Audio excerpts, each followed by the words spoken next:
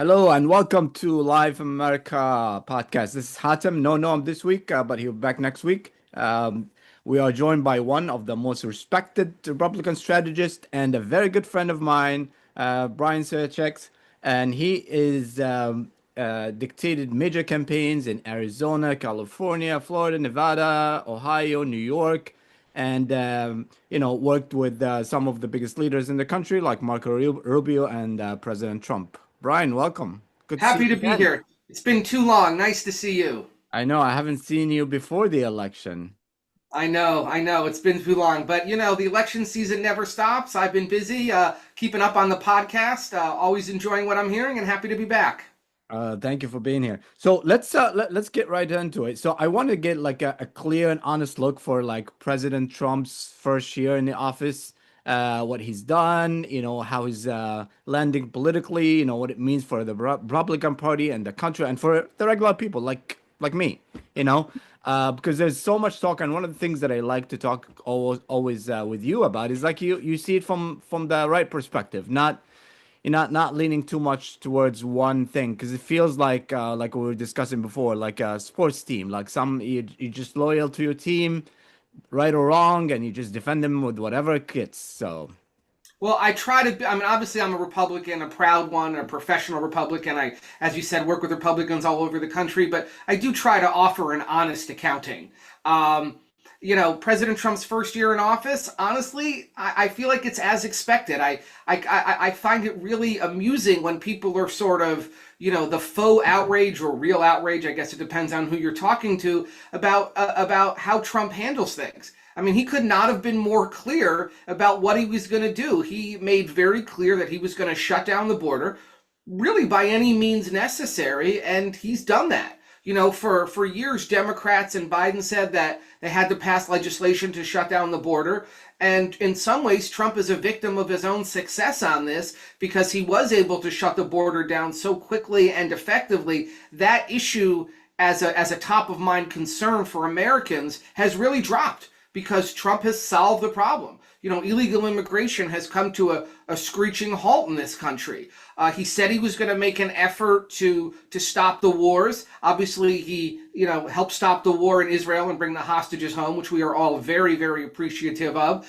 Not as successful in ending the war in Russia and Ukraine, but certainly trying, stopping some other smaller conflicts around the world.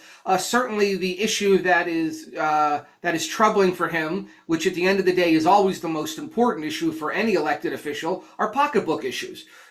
Trump promised prices would come down on day one. That has not really happened. I mean, the truth is that's impossible. Prices are not going to go down. In an ideal world for Trump and for all Americans, the rate of increase, the rate of inflation will decrease. And that takes time, but Americans do not yet believe that we are on that trajectory. And I think one of the concerns for President Trump is that he has to not fall victim to what Joe Biden did, which is ignore how you feel. Trust me, the economy's getting better. I mean, that was essentially what Joe Biden said until his campaign came to a screeching and grotesque halt. And Trump is sort of, in some ways, headed down that same road in terms of saying, no, the economy's better than you think. And the truth is, the Biden economy was a little better than people thought. The Trump economy seems to be on the way turning around, but Americans don't yet believe that. And if I can, be a bit of a campaign nerd here, that was kind of a problem for George Herbert Walker Bush, the first President Bush, in the 92 campaign. He kept saying, no, the economy's getting better, the economy's getting better. And Bill Clinton, his famous sort of unofficial campaign tagline from his consultant was, it's the economy, stupid. So for the second Trump to be deemed a success, Americans are going to have to believe that the economy is improving. The jury is still out on the popularity of one big, beautiful bill and its effectiveness. I think it's going to help the economy. I really do believe that. But what I believe is, we'll see if that's how voters believe a year from now.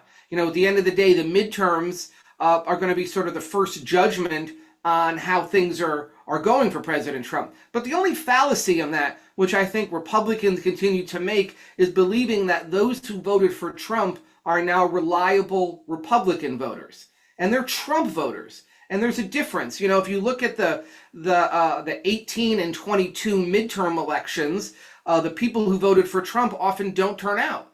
But the fact is Trump has turned out a whole bunch of new voters. You know, in 16 in states like Pennsylvania, Michigan, some of the, Wisconsin, vote people who had never voted before or not voted in years turned out to vote. So the question is going to be, can Trump find a way to get those voters out in a midterm?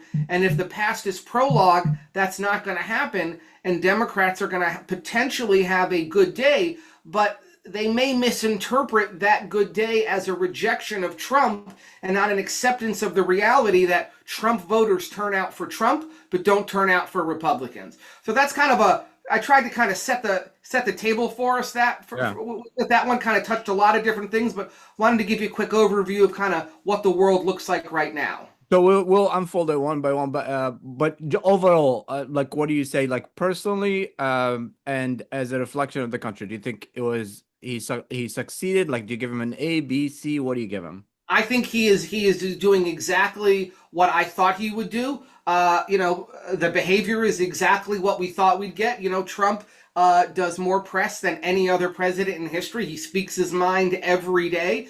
I certainly wish Americans felt better about the economy, but I think that's going to turn around. Like I said, I'm pleased that he ended the war in Israel and brought home the hostages.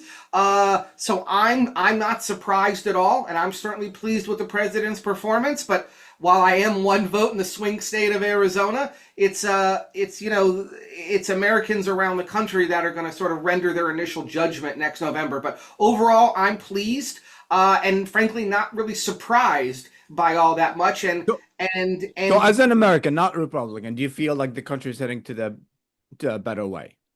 I think it is headed to a better way, but I think there are some people who simply, because it's Trump, will refuse to accept that, and that no matter what, they will, if Trump's in office, they will always sort of say the country's headed in the wrong direction. And there are Republicans who, no matter what a Democrat does, will say the country's headed in the wrong direction. I mean, we're still very polarized, but overall, I do think things are getting better. I mean, Joe Biden had no real direction. And whether you agree with President Trump's vision or not, he at least has a vision and is trying to implement one. And I think that's a key distinction between between Trump and Biden at this point. Trump, to me, is doing exactly what he said he was going to do. Yeah. All right. So let's take it one by one. And it's interesting that Trump doesn't seem like a second-term president for some reason. Isn't Well, that? the rules never really apply to Trump. I Yeah. mean, he pulled a Grover Cleveland here, won, lost, and then won again. So while he's in his second term, which usually the day after the election is lame duck status, that isn't really applying here. I mean, frankly, usually by January, February, after the presidential election year, there's a whole host of Republicans that are already heading to Iowa and New Hampshire and South Carolina. People in my business are already starting to line up for the next presidential campaign. That's not really happening. I don't suspect we're going to see much of that. I mean, there's quiet conversations going on in D.C., let's be clear. Politicians be politicians. It is what it is. But there isn't this mad dash to replace President Trump. And that's just a function of President Trump's grip on the party, I think. So while he certainly is in his second term and, lame duck status will eventually hit him, I think to your point, like many things in the political world, Trump seems to be defying gravity here. And part of that is fear of drawing his ire. And part of that is the fact that he is still so ubiquitous on everything in this country. Yeah, and even the second-term president usually try to get the party more recognizable and not divide the country too much, bring him back together, work on his legacy, stuff like that. But like you said, Trump is Trump.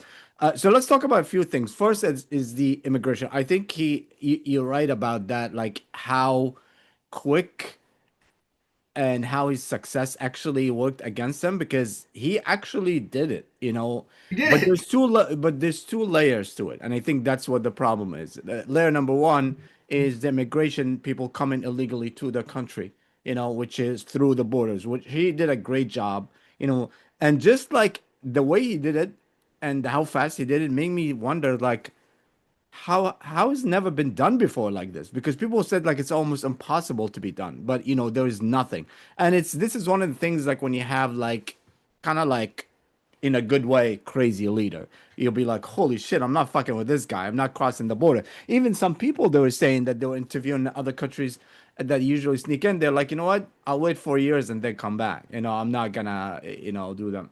But on the other hand, is the immigration inside the United States. I think that's what's dividing the country more. The way it's handled, the way, not just with the ICE raids and stuff like that, but the way it was like there's a lot of human parts moving, and obviously people, you react to this, especially people that have been here forever, that have not committed a crime, all that. So I think, so the one side, he succeeded 100%. The other side, I think, what's your thoughts on that? Well, I guess there's one issue, and I've heard that argument, but they haven't committed crimes while they were here. But at the end of the day, coming into the country illegally is a crime, and Sure, I yeah, think yeah.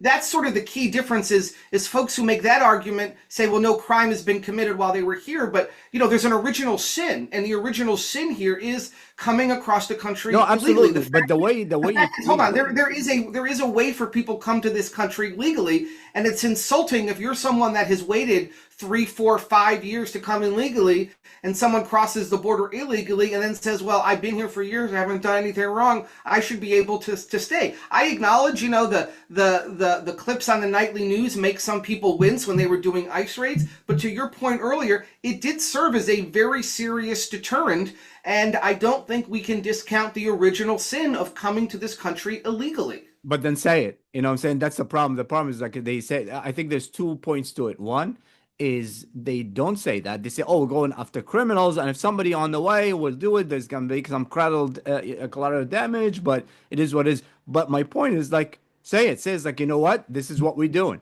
And that's one. The other thing is, like, I think the little arrogance and the inhuman treatment of certain things, which happened, by the way, during the Obama in the jailing and stuff. So I'm consistent with what I think is like not treating certain people as human. And second level, it's like, okay, they committed a crime. There is a legal system, deported, seeing a judge, whatever it is, do it. They, of course, they committed a crime, fine.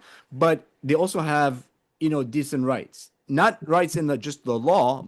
I don't know if there is rights for if you sneak in as a foreigner, but there's common law, and there is what make us a special country, country based on immigrants, Well, so I that's the think Trump's problem. approach was, he said he was going to end illegal immigration. He was going to kick out people who were here illegally, and he's found a way to do it.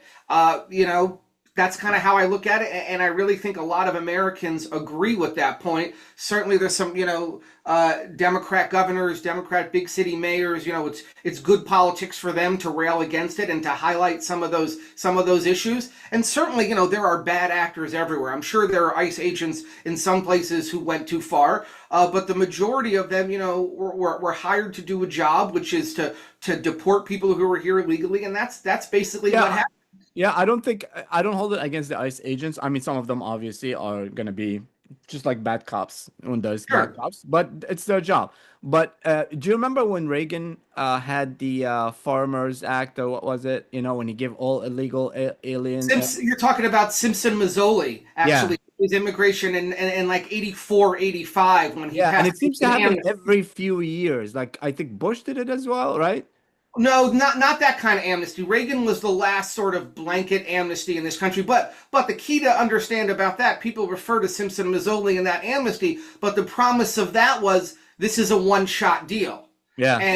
And then years later, people said, well, they did it then, we should do it again. But there's no cause for that. I mean, no one has really even tried to propose in a serious way, well, what if we say, okay, I respect that you've been here for 20 years, you haven't done anything to break the law, you've been a contributor to society, and maybe there could be some discussion among some elected officials about giving those people some kind of legal status.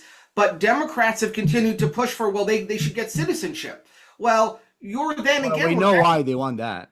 Well, sure, there's certainly, but that to me is rewarding illegal behavior and offends the sensibility of those who do things right. If Democrats had pushed hey, if folks have been here for 20 years, they have family here, brothers, sisters, children, all of that, they should be able to stay legally, but they won't be citizens. There might have been some American rallying for that, but Democrats were no, that's unacceptable. There'll be second-class citizens in America. It's sort of a citizenship or bust. And given that choice, Americans will say, okay, and the plurality or majority of Americans will say, okay, you came illegally, you're going to be removed. Yeah. Well, I And think I don't think that's such a crazy thought. I think, just, and then we're moving on from the immigration. I think it's a big issue, and I think I always say is like, listen, this country is based and built on immigration and illegal immigration, which people always came, and then you have to have a law, Illegal immigration. I mean, Yeah. people who came, for it's a lot in the 20th century. Most of them came, early part of the 20th century came through Ellis Island and did that whole process. So most folks who've come here over time have come here legally, and I think you're right. That is what part of what makes this country so great is legal immigration. But there's a big difference between illegal immigration and legal immigration.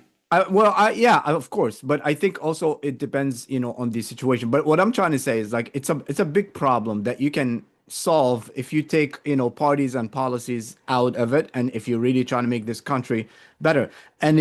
And it only can be resolved, in my opinion, if you manage to close the borders first, which President Trump did. So that's why I'm That's saying true. this is a golden opportunity, because now you have the people that in here that have children or whatever. And listen, I know the argument of like somebody like me, or it's like you moved here and you waited in line and you did everything right and you want to make sure that, but also I am able to see that people that maybe escaped from horrible conditions and, came here illegally and have children now and have, they should have some rights and they should have some kind of a roadmap, to, especially if you like join like the National Guards or the army, which is a way of I joining. agree with that. That you and I are in agreement. If you have served this country in the National Guard or in the military, in any way, you should have, a path to, citizenship, if not legal residency. Yeah, exactly. I'm on board with if you've been here long enough, you pay back taxes, you do a variety of things. Maybe if you haven't done some public service, you have to do some sort Sure. of Yeah. public service. Then I could, and I think a lot of people could get on board with legal status. And But that's what I'm saying. But the key to that, you're only gonna manage to do that if you close the borders, and which it's Trump has done. which he Trump did, has done. and that's why this is a golden opportunity. Yet we're not using it. All right, let's move.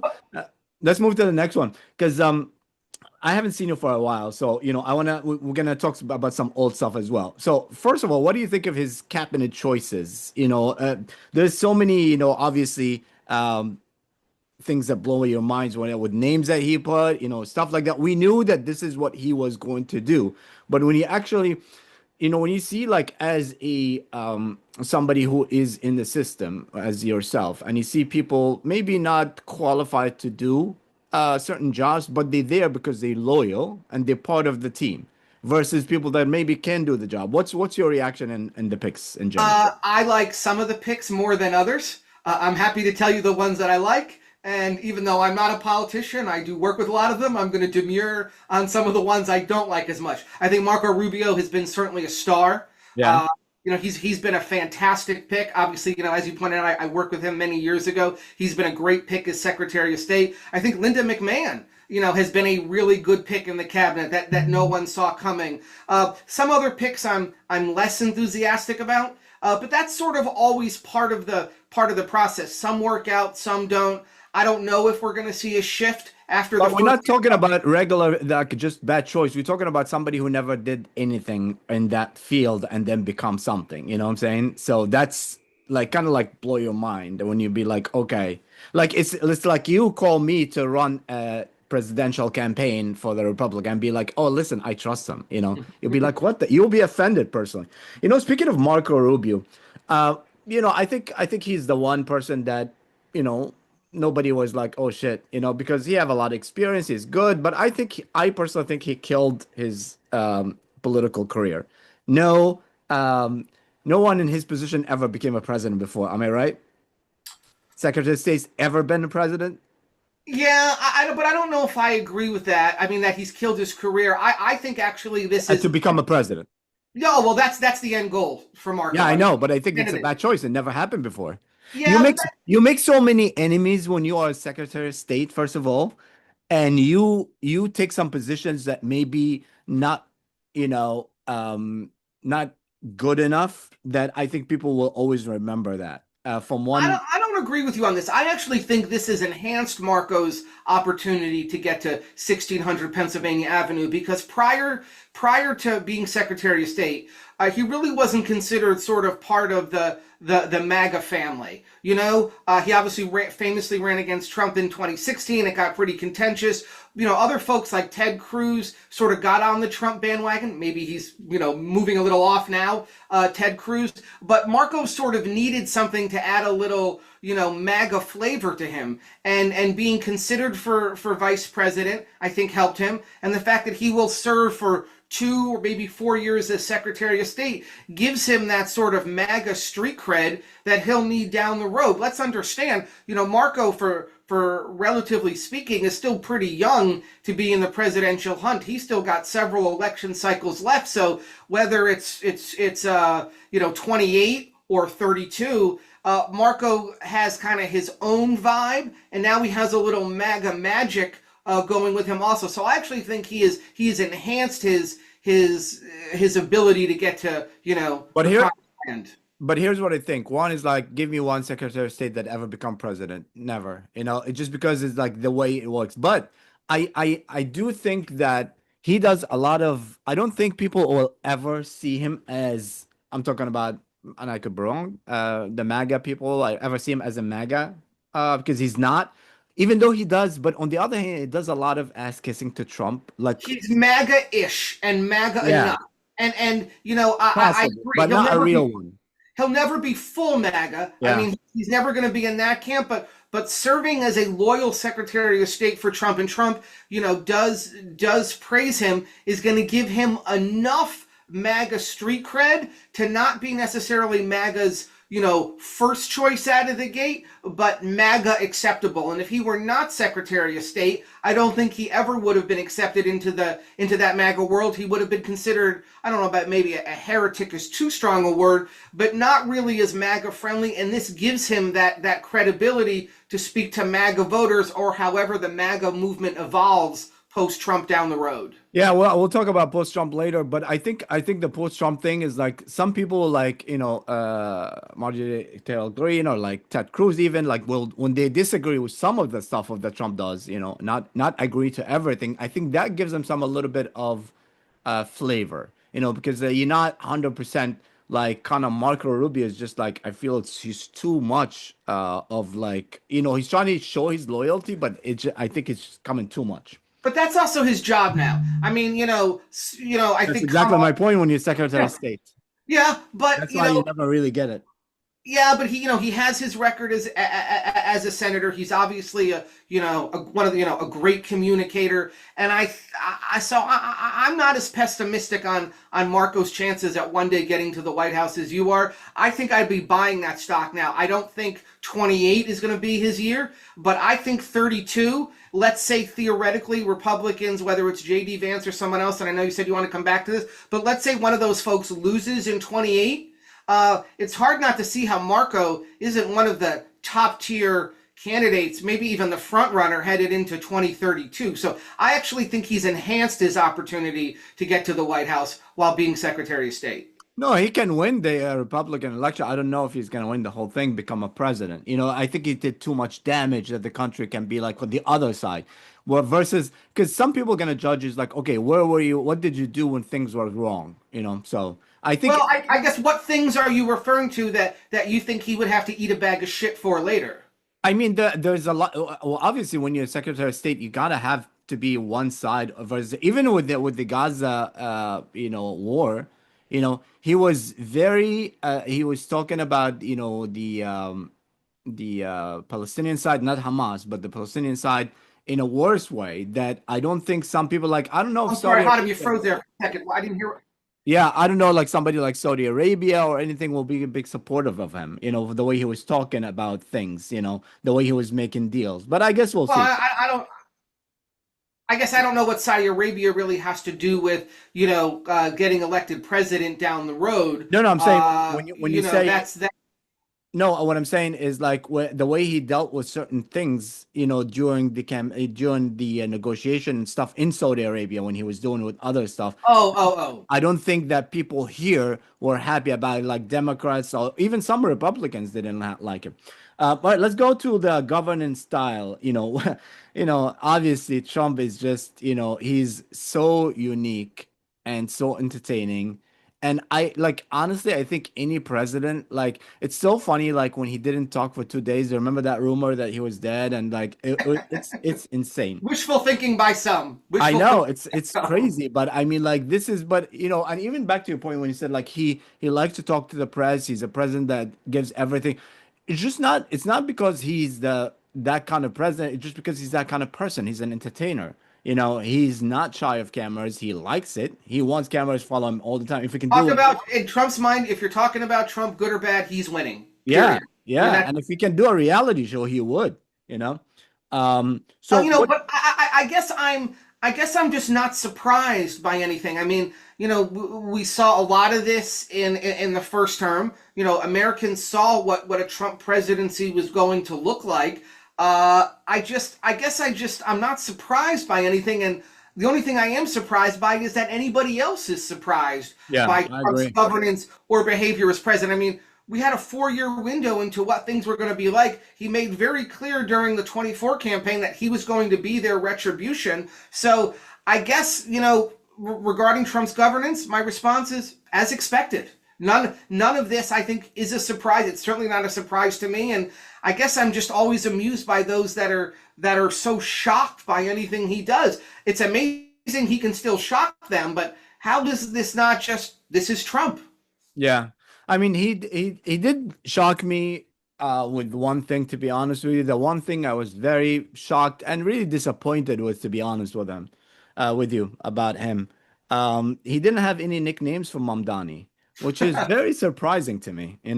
I was admittedly very surprised by that whole Oval Office meeting. But again, that's part of Trump's powers is everybody thought it was going to be contentious and he was going to be a total dick to him, and Yeah. instead he lavished praise on him, and now if he sort of gave Mamdani the rope to do to take his shot as mayor and see if he can change things, and Trump didn't give him the opportunity to play the foil. I think Mamdani probably, I would speculate, had spent a lot of time walking through, okay, if Trump's an asshole, what am I going to do? How am I going to Yeah. respond?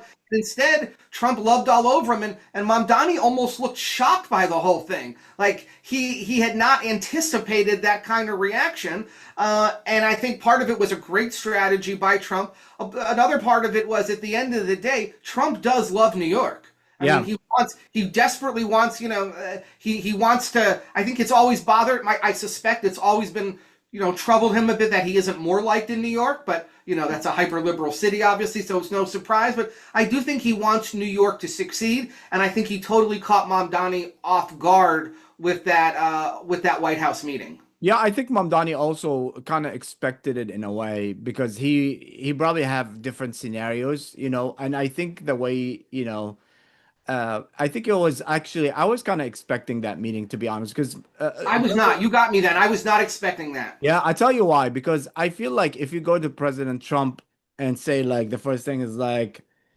you know, there's little things that you can hear in the meeting that you can tell in the press conference that you can tell later that that's what they spoke about. It's like, hey, do you know that out of 10 of people that voted for me voted for you? I had so many people that Trump supporters, that, and he just loves that. And that's one thing. The other thing is if you tell him like fucking Como, you like what I did for you for him, because he never really liked Como. No, Trump. He no. didn't really like any Bloomberg supporting. I was like, look, with all Bloomberg money, I still got you. I'm like, I followed your playbook. I did this because Mamdani's kind of played it Trump way. I mean, So I will tell you, it was hard for Republicans like me to be rooting for Cuomo. I mean, such a weird place. yeah, To be, hoping that Cuomo wins was sort of a strange place for me, certainly, and a strange place for a lot of Republicans. And that would be the door to for Cuomo to come back to a bigger things, maybe presidency one day. I don't know.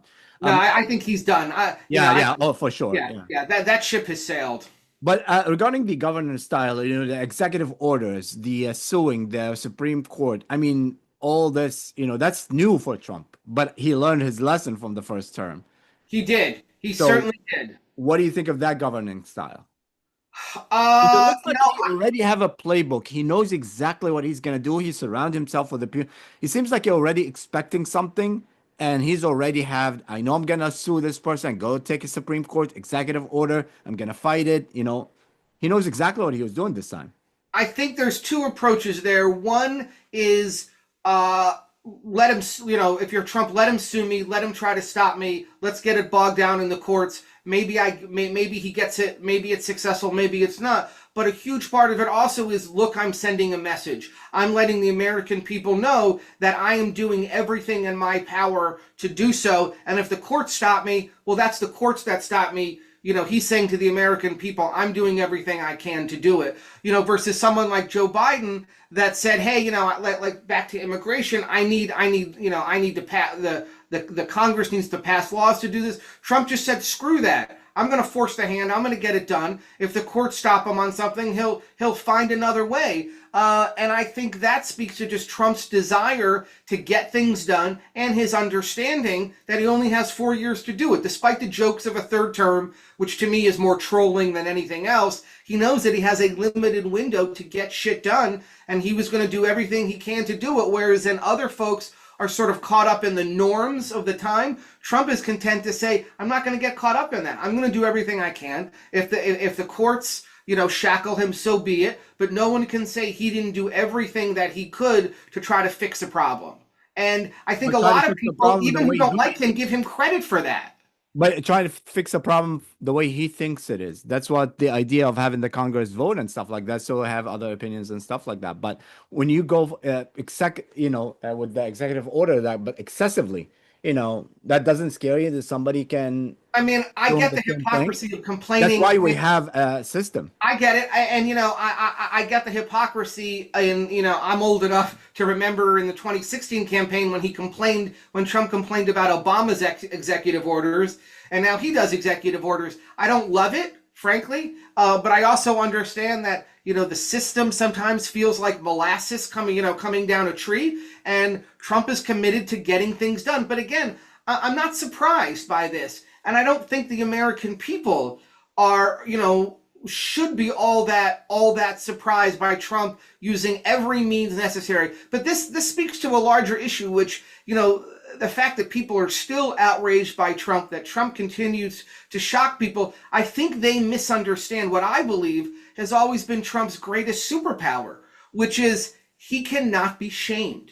There was a time if the Washington Post and the New York Times or the editorial page of the Wall Street Journal, said a president shouldn't do something, or like during Watergate, encouraged him to resign, and the president buckled. This president, I think, could give one scintilla of a shit about what the New York Times editorial board says. And most politicians in D.C. are still hyper concerned about their hometown newspapers or what, the big national papers say. And Trump just gives a middle finger to those papers. And the fact that he can't be shamed by the press, by the establishment, by anyone else, just really gives him a freedom that other presidents have not had. And it's very easy for someone to say, oh, who cares what they say? I'm not going to bother that. We say that, I say that to my child. Oh, don't get caught up in what this person says. Easier said than done. I'm guilty of caring more than I want to about, what other folks say. But Trump really doesn't care. And that gives him a certain freedom as president to do what he thinks is the best to solve a problem. And admittedly, that drives people nuts. And yes, we do have a Congress for that reason, but there is a court to stop him. That avenue does exist. But Trump says, fine, I'll call your bluff. Let's go down that road. Yeah, I think, first of all, the ship has sailed of any president in the future stepping down. I think that's some morals that we used to have. I don't think it's ever going to happen. Republican or Democrat, I don't think our president will ever step down. In our You never know. It's well, certainly. I don't know what I mean. Did Clinton step down? I mean, like, you got blowjob. Like, what else you want from the world? Like, I mean, what could be more? I guess as long as you have the, at the end of the day, if you have the support of your party, that's all that matters. Because there's nobody's ever going to get impeached and removed from office without bipartisan support. Yeah. So something has to be deemed so egregious that both parties agree, and that what those things are has become so such a small bucket these days. But that's the thing is, like, there's no party is gonna be like, oh, we're gonna be ashamed that we have this guy stepping down in our watch. I don't think it's ever gonna happen. But back to the executive orders. Okay, I understand what you're saying, but we do have a process. That's why there's a Congress, and there's a fear of there's like you want to get shit done, so you do it, but you want to get shit done the way you think it's the right way. And somebody can come in and do the exact same thing, and it's wrong. All right, let's talk about some policies. Just because there's so many things that I want to talk to you about. I'm gonna pick a couple of policies. What do you think of his approach in the economy, the tariffs, all the tariff war, all the stuff? I mean, I don't think anybody knows what tariffs are so far, or what's good or bad. I see a million experts, everybody saying it's great, everybody saying it's bad, it's gonna horrible. It's all over the place. But what do you think of his tariff war in general, and all this? I'm not an economist, so when it happened, I read a lot of the stories that said it was going to crater the economy, and it really hasn't.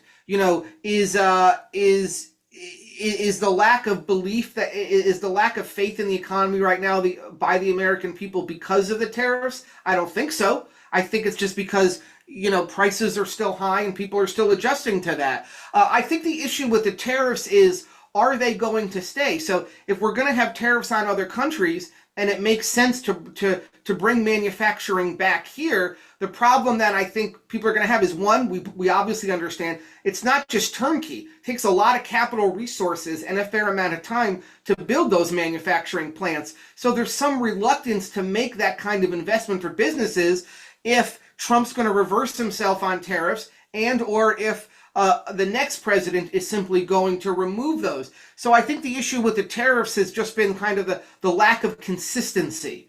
In terms of it bringing back manufacturing jobs, do businesses believe that these tariffs are going to stay? I can't answer that question. So that's sort of my nickel summary on tariffs. Yeah. But they have not caused this mass worldwide economic chaos that it was supposed to. Well, I agree with you. I'm just gonna add to it. The problem with that too is like that it's not a country policy; it's a president policy, so it could change. But I'll add to it is like now the rest of the world is preparing for if this to happen again. So if this was a policy, be like, okay, shit, we're gonna deal with it. But now they'd be like, you know what? Let's start doing our own thing. Like we saw India and China and Russia go together in one side now. You saw a lot of the Middle Eastern rich countries trying to invest somewhere else. So now we have people who's gonna, try to find a solution.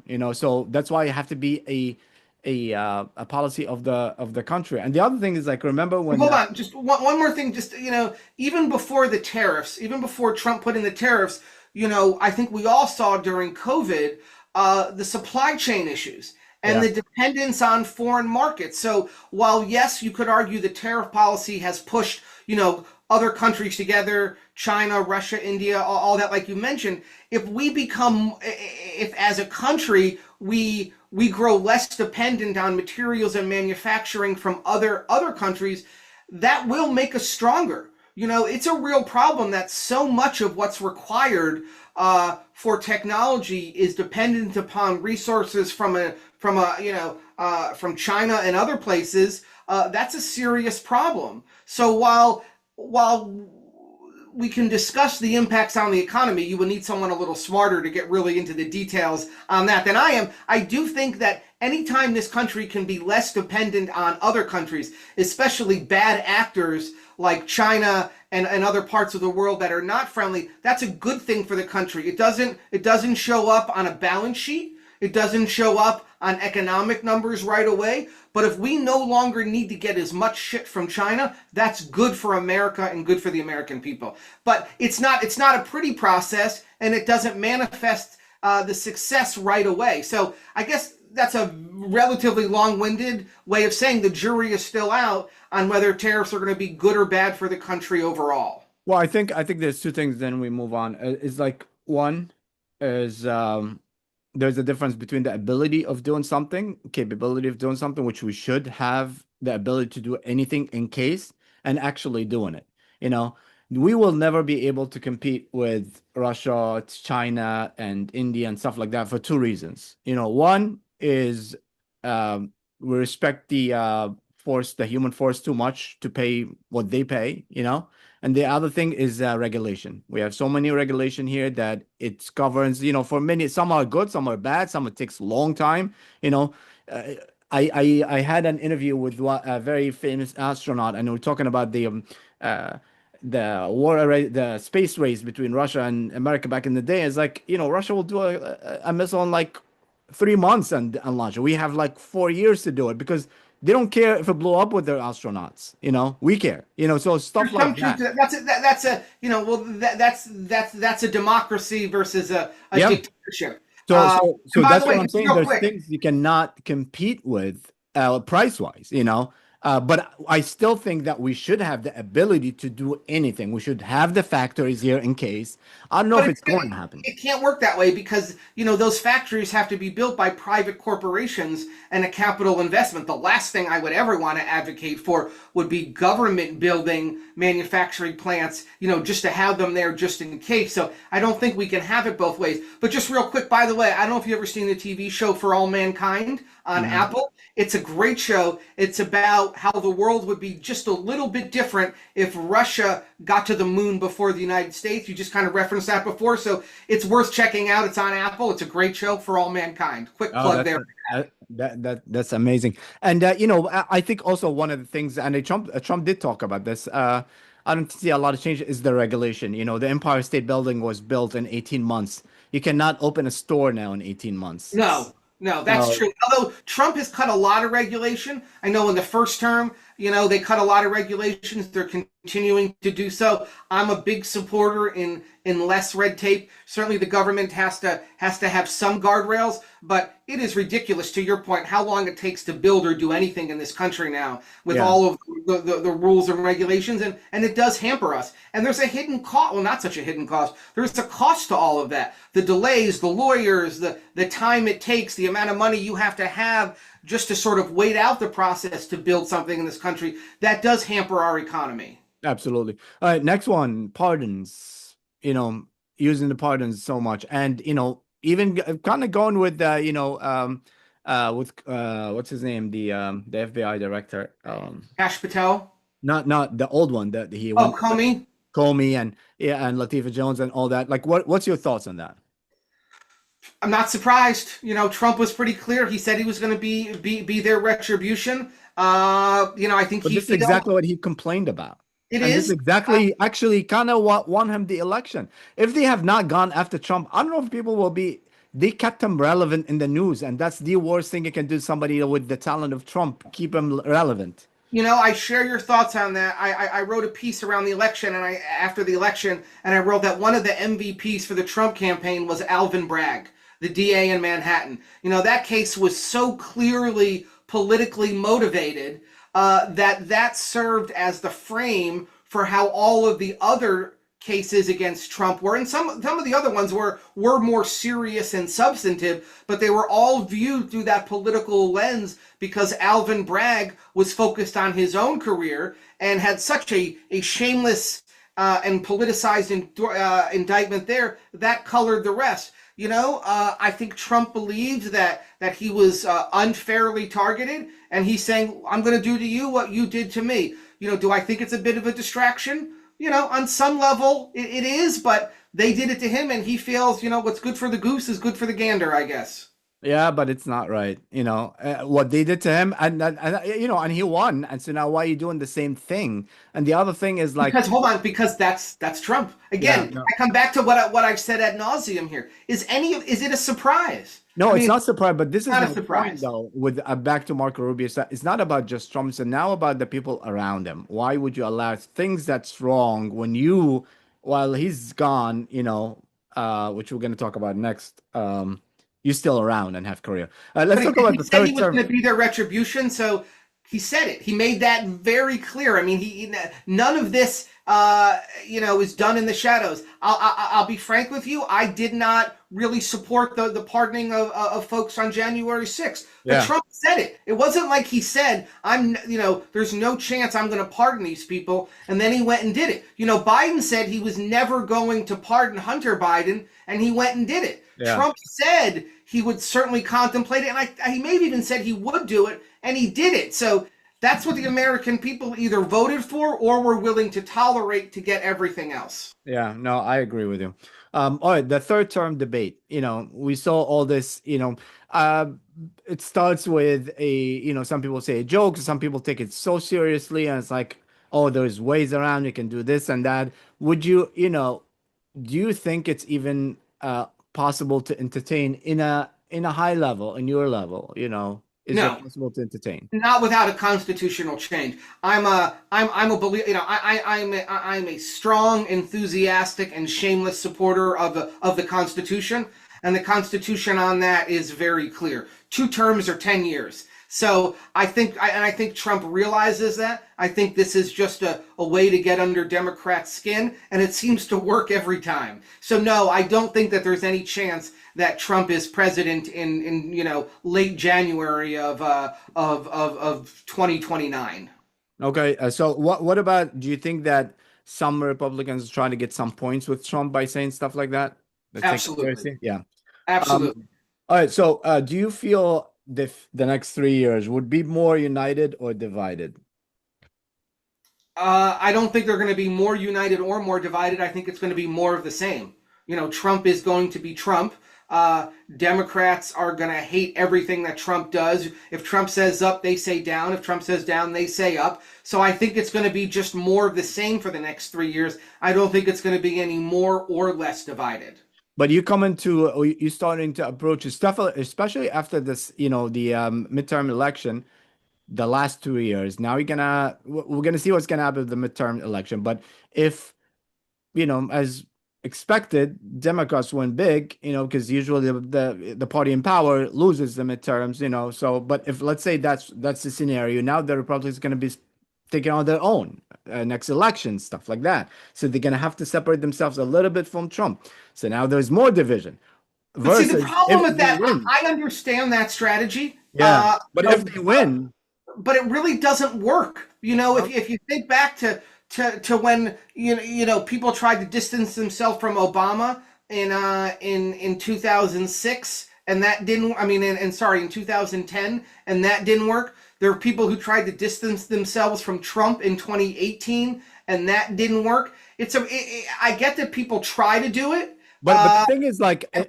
things it's change too really tough quickly. to do. In Yeah, other but words, things change too hold quickly. on, it's tough to do at the end. If your political brand has always been, I'm independent of that, then you have a shot. But if you've been a loyal Trump supporter or loyal Obama supporter, and then in the election season at the very end try to break away, then you look like a shameless politician, and then I think you're actually in worse shape. The fact is, you gotta if you went to the prom with Trump, you got to stay with him there. And I But think the efforts to try to distance themselves, if that has not been part of your political DNA, that rings hollow for voters. But I tell you Consciously or why this is. I subconsciously. tell you why I said this because first of all, as you know, things change in politics very fast. But I think if we go in the near past, people that didn't distance themselves from Biden paid the price heavily. You know, including Kamala obviously and everybody. Even Obama a little bit. Newsom, like all. So there was a time where you should. I understand what you're saying. You should stay with them if you are part of it. That's your DNA. But when you start seeing things that's wrong and you don't distance yourself from him like they didn't do with Biden, you know they paid a heavy price. So I feel that in the next common couple of years, especially if they lost the midterms, if they don't start, because he's going to be more controversial, building a legacy. So if they don't But there's a start, difference between keeping quiet and not embracing and trying to create distance. distance, being wrong. There's a distinction there. I think it's pretty tough to do if you've always been on the team, and then when you put your finger in the political wind and see that it's going bad and try to distance yourself, I think then you commit the cardinal sin in politics, which is lacking authenticity. No, And I but think if that's a Kamala problem. has, do you don't think if Kamala has showed up the last few months before even he stepped down and said like, guys, listen, I love my country and what's happening is wrong. You don't think that she would have won?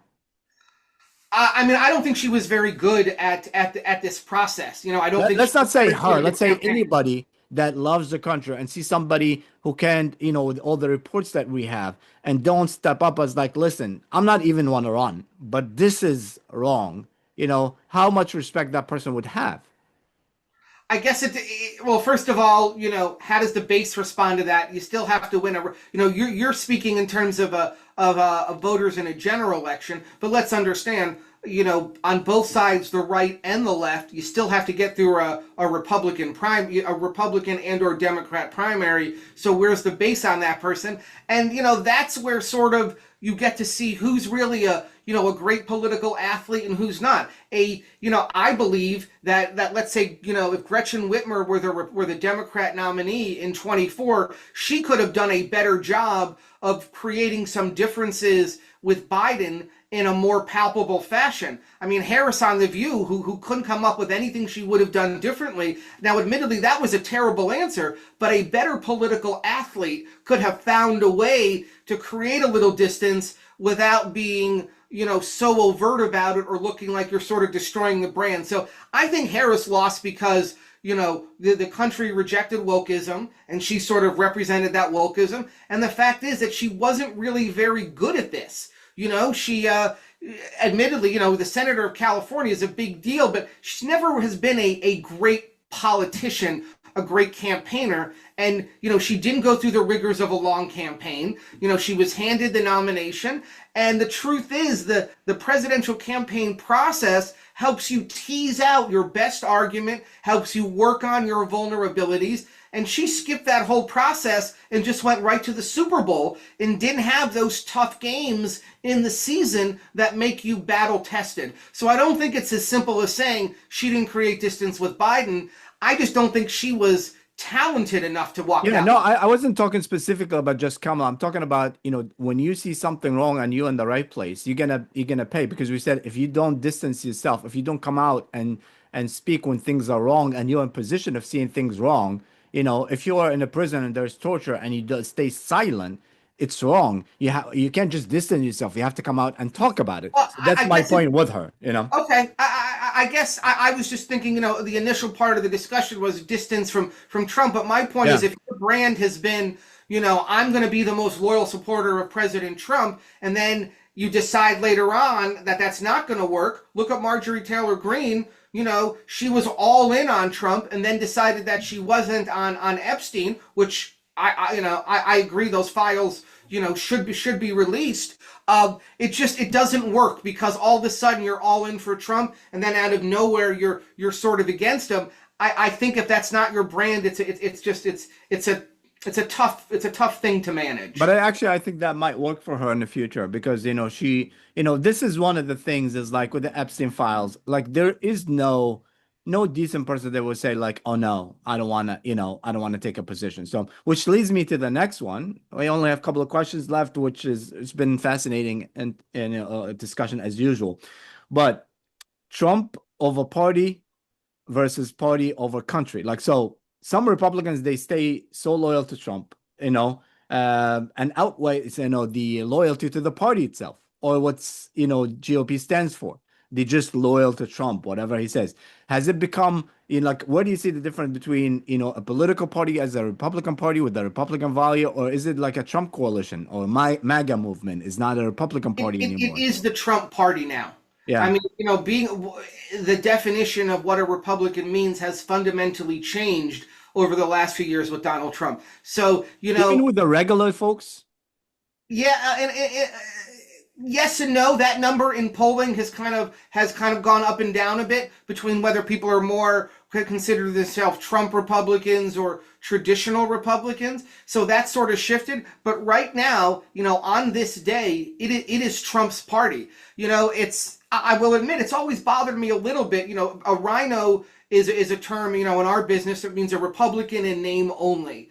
And that's someone that didn't hold conservative beliefs, a traditional squish, so to speak. But now to be a rhino means that you don't support Trump. And that is not what a rhino means. But yet that definition has changed, just like the definition of what it means to be a Republican has changed. Liz Cheney, who I didn't agree with a lot of stuff she did, objectively was no rhino. She was a Trump hater. She wasn't shy about being a Trump hater. And she, was judged on that in Wyoming, and the people of Wyoming were against her. But I felt it was wrong to call her a rhino because that means a Republican in name only. She's a Trump hater, a fair label for her. But outside of her hatred of Donald Trump, she was a conservative Republican. So I think your question, the definitions have changed. What it means to be a Republican now is what it means to be a Trump supporter. There aren't a lot of Republicans left that are not Trump supporters. Does that make sense? Yeah. So let me ask you this. The definition has changed more. than I feel so. A party is based on values, beliefs, things that you believe, that you want to live by. And that's what Republican, Democrats, or others parties are. So yeah, certain beliefs about certain things and policies. So that's what you believe in. You become a Republican. So I feel like now you are still have those beliefs, but who's going to get you there? Who's going to put the judges that going to make your policy enforce what you believe in? Doesn't matter the way we get there. So if Trump is going to get us there, but he's going to get like Supreme Court, even though he's not a real Christian. Let's be honest. He's not a real, all of the things. He's not even a real Republican. He's not a devout. He's not a religious person. That is certainly a fair statement. Yeah. He's not and that there's nothing wrong with that. And he's not really a Republican. He's like, there's a lot of values he believes in, but he will get you there. So then you elect him. But what I'm talking about, the regular people, like if I'm registered Republican, so is it same? I agree. I vote Democrats a lot, but is it still the same values, or is it just who's going to get us to, because I read in interviews with regular people, and that's honestly, that's what I'm more interested in, the regular people than the politicians and stuff. And they say like, listen, we have the judges that's going to enforce stuff that we want, the laws that we want, the way we want to live awake for, so that's why we. I mean, the values of the party have changed. When we talked about tariffs before, the Republican Party used to be the party of free trade. Yeah.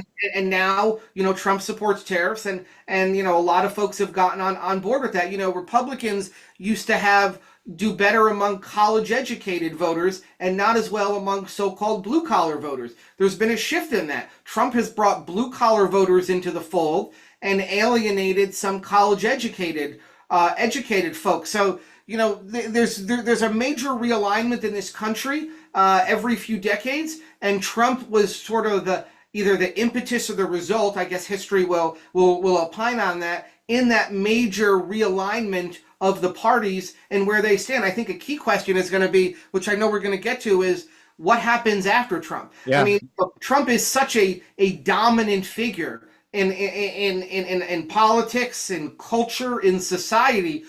How is that vacuum going to be filled once he's no longer president? Because he's not just going to go away. He's still, the old rule, again, the old norm was, former presidents don't really comment much on the new president for the first year. Historically, that's always been the norm. But I mean, if a Democrat gets elected, Trump's going to take a shit on him when he's riding out of town. Yeah. I mean, that's just, again, that's who he is. That's not a surprise. That's what the American people voted for in 2024. They knew who he was. So, to your question, it's just, I think what it means to be a Republican and what it means to be a Democrat have evolved in recent years. And it's interesting to see, how is that? What's that going to look like when Trump is no longer in the White House? Are Republicans going to go back to some of their more traditional pre-Trump beliefs, or has the whole party moved with all of these new folks that brought into the party? Is sort of the conventional wisdom of the party, if you will, or the majority belief in the party going to stay where Trump brought them, or go back to where they were?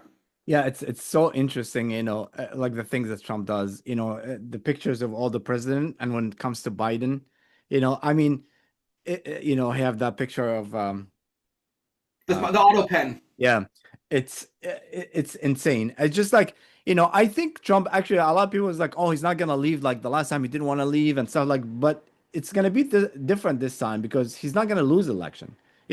It's for him, and I think this is why he like so bad about Biden. It's like it's because Biden beat him in the election. That's what he doesn't believe that, but that's what the results came like that. So, which take us to the next one.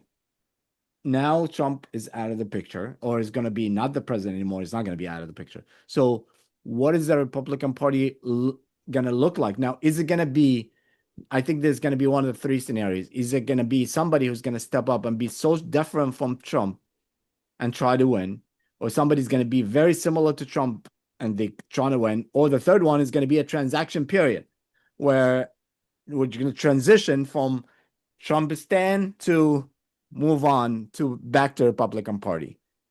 I mean, traditionally, when we look for our next president, we want the opposite of what we have now. David Axelrod, Obama's consultant, talks about that a lot. Obama was very cerebral after Bush, sort of a very different in style. Trump very different in style than Obama. What I've seen, from as a political consultant, is I've seen people try to do Trump impersonations for years. I've heard candidates say, "Well, I can just tweet all sorts of crazy shit just like Trump, and that'll work for me." And we've learned over the last 10, 12 years, there's only one Donald Trump. Yeah. And anyone who tries to do an impersonation of him, it just doesn't work.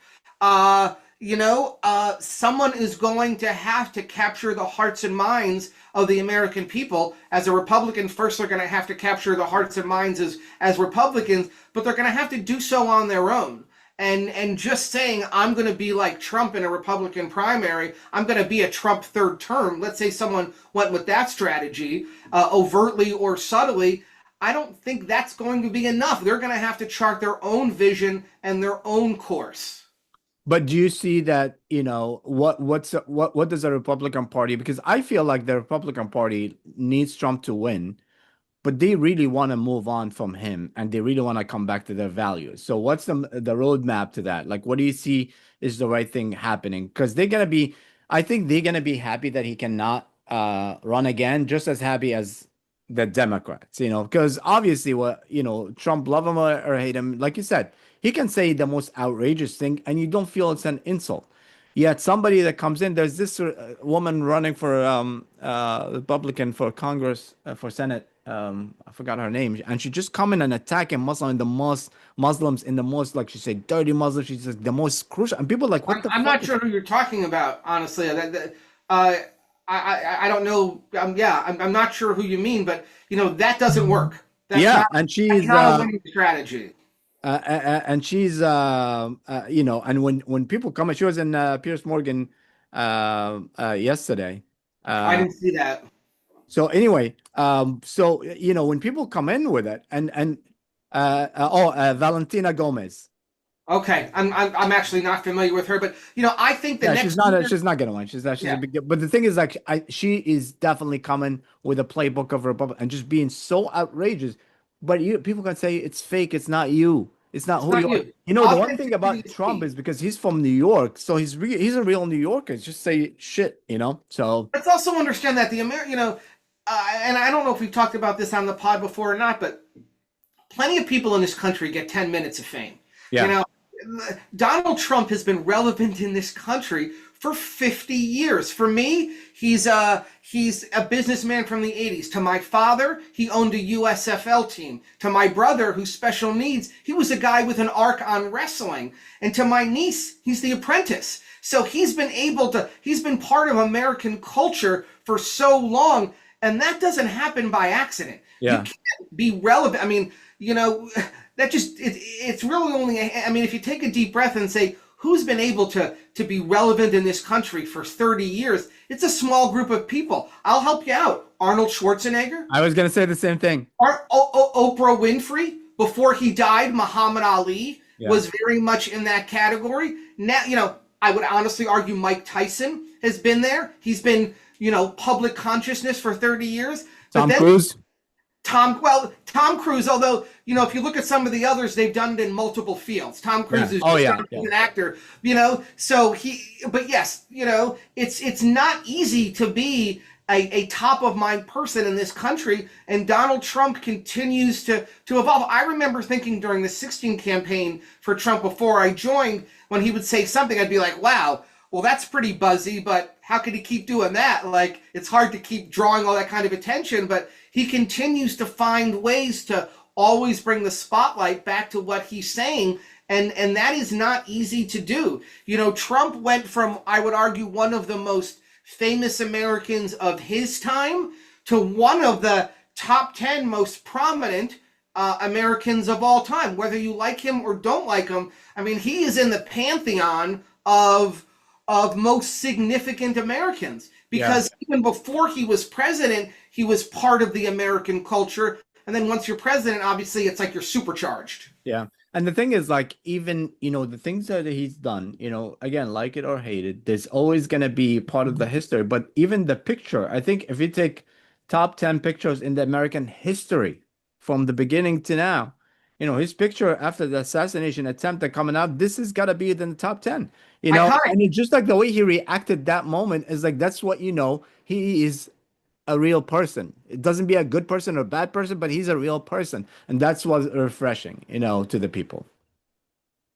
So what is, obviously the Democrats, the last question or two, the Democrats are, struggling to find the next one, but I feel it's the same thing for, if not harder, for the Republican Party. So who is your lineup?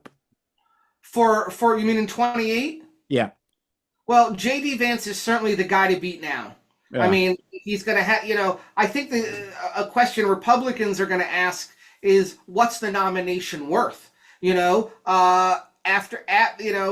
It would not be, it would sort of be traditional in American history for after a second term. And it's kind of like we discussed before, kind of a second term, sort of, in a way. It's Trump's second term, but not consecutive. We usually kind of go the other way. So the question is, what's the Republican nomination going to be worth in 2028? If the Democrat primary is a charge to the left, and who can be, the most woke and the most liberal, and hug AOC and the squad, and hate Israel and all of that, then Democrats will lose. But if they're able to put up, a Joe Biden that's 40 years younger, who was elected as a theoretical moderate. I think he governed more as a liberal, but elected as more of a moderate. And Republicans have to deal with someone that is not Trump, but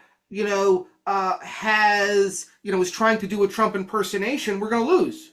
I mean, that's pretty clear. So we're going to have to sort of our nominee, and I'm hoping that JD is, if he's the nominee, great, but I hope it's not a coronation, because I think the process makes you better. As I said before, I think the lack of a presidential campaign really hurt Kamala Harris. If she had gone through the process, if she'd gotten tougher and stronger and had a better answer to what would you do differently than Biden, well, if she'd had to go through the rigors of a 12 to 18 month campaign, she would have had a better answer to that question. So I think the person who on our end is going to be someone that is able to capture the hearts of MAGA voters, but also chart their own course for the country. That is going to be a different course than Donald Trump. If JD runs and his campaign is going to be, I'm going to be Trump third term, I think we're going to lose that campaign. He has to say, I'm going to take the MAGA movement, and this is how it's going to evolve.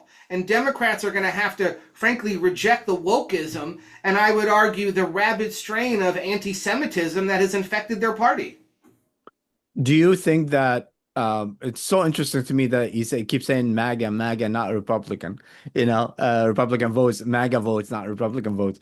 I mean, So, it's what we said before. Just again, Trump voters are not necessarily reliable Republican voters, and yeah, no, that's I understand, but I don't think I think the MAGA vote is going to exist while Trump is there in power, but I don't think it's going to exist after. Because someone has to capture them. yeah, Someone has to have a but it's galvanizing force. but that's the thing is like no one. It's not about it's something that he started and it's going to end with him because no one can explain it or do it the way he does. Well, it So has to evolve. I mean, keep in mind the Tea Party in 2010 was MAGA before MAGA. So sure. Tea Party evolved to MAGA, and then MAGA needs to evolve into what's next. I don't know Yeah. what that is. If I were smart enough, I believe me, I would be happy to share. But that's the next trick for our party to figure out. Do you think that it's about matchup in the election? Like if you see like, oh, if it's AOC and Bernie, which I don't think is gonna happen, but if it is, we'll put this one, or if this one, we'll put that one, or just like whoever is gonna get next. And give me your final um five in the Republican nomination competing against each other. Who's your final five running for president? Well, JD is one, and Okay. he sort of gets if you think about it in terms of tiers, he's already tier one. Okay. He's as of today has strong Trump support. I don't know if he'll formally get the endorsement or not, but certainly he's tier one. I think Ted Cruz is likely to run and is that would be more of a step to a pre-Trump conservative Republican, so he could sort of fill that lane. There will certainly be some kind of moderate Republican. I don't know if that's Nikki Haley if she goes again, or if it's a Nikki Haley type person, kind of that Nikki Haley, Chris Christie, Rudy Giuliani, kind of that moderate Republican wing. There'll be a governor. I'm not sure which one of our governors. Could be Governor Abbott. Governor Kemp from Georgia will be out of office. He could try to come back. So there'll be kind of a classic Republican governor that I think runs. It's hard to say who else. I mean, we have not done as well in the governor's races in recent years, so we don't have the governorship in really, in a lot of the swing states. We don't have the governorship in Arizona, Wisconsin, Michigan, Pennsylvania. We do have Nevada, Governor Lombardo, who, hopefully will get reelected in 26. He could certainly be a dark horse candidate. If there's a desire for a less MAGA accomplished candidate, Governor Lombardo can certainly be on that list. But it certainly feels like it's going to, JD is the only one that gets sort of a bye to the tier one finals, if you will. No Rubio for this one? I don't think if JD runs, Rubio runs. And again, back to the question of what's the nominations worth. If I'm Team Rubio, I actually sit 28 out. Marco's been in politics a long time. He should go out and make a little money. Probably, if you're Team Rubio, you're secretly rooting against Vance to win in 28. And then Marco, because he has non-Trump street cred and Trump street cred as Secretary of State, I think if we get through the 28 campaign and let's say JD's the nominee and loses, I think Marco is the instant front runner in 2032 because he's got a foot in both worlds, and very few have a foot in both worlds like that. Yeah. That's the Republican side. It's going to be and interesting. Just real quick, on the Democrat side, Gavin Newsom did himself a lot of favors with redistricting and Prop 50 in California. He certainly moved himself up. I think Harris takes a look at it, but probably passes.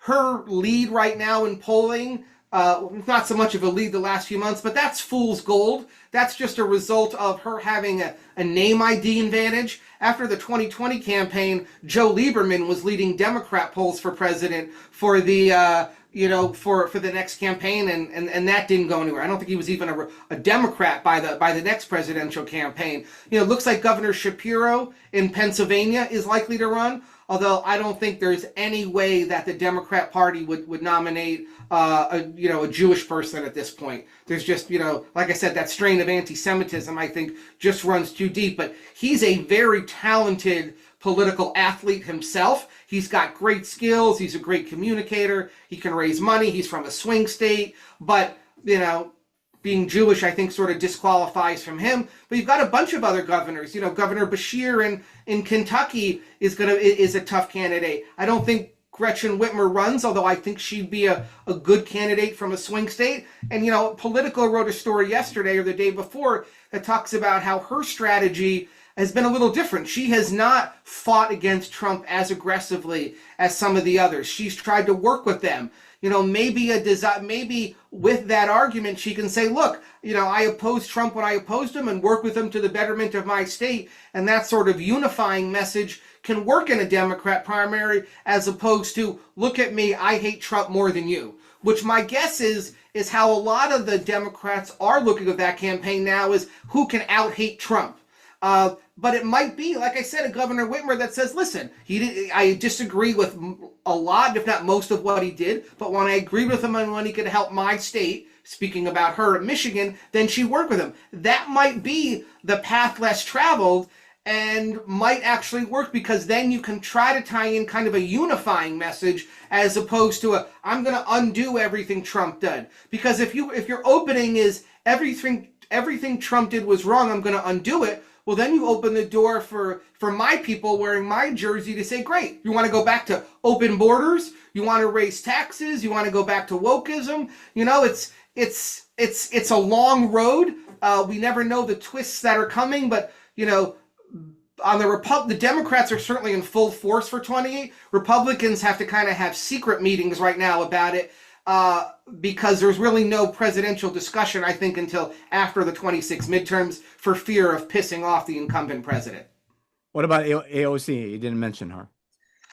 I mean, I think it's more likely she runs against Schumer than runs for president. Yeah. She could primary Schumer, and, I was looking at some numbers yesterday. Schumer is not real popular and feels a little bit like a relic. His support for Israel, although he's backed off of that a bit, he feels like sort of a relic of another time. And AOC is while I disagree with her on most everything, I gotta credit where credit's due. She's pretty savvy, and I think she realizes the odds of getting elected president are probably pretty slim. Being the senator from New York, not such a bad second prize. And then, regrettably, from my perspective, she would still be in the hunt to run for president down the road. Yeah, maybe AOC. And, Schumer may not even run against her. If the numbers are bad enough, he is as savvy as they come. He's not. I don't know if he has it in him to fight an uphill battle.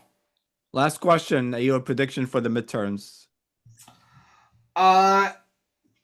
It's early to say. It's right now. It's hard to see how it's going to be a good night for Republicans. But the question is, how bad?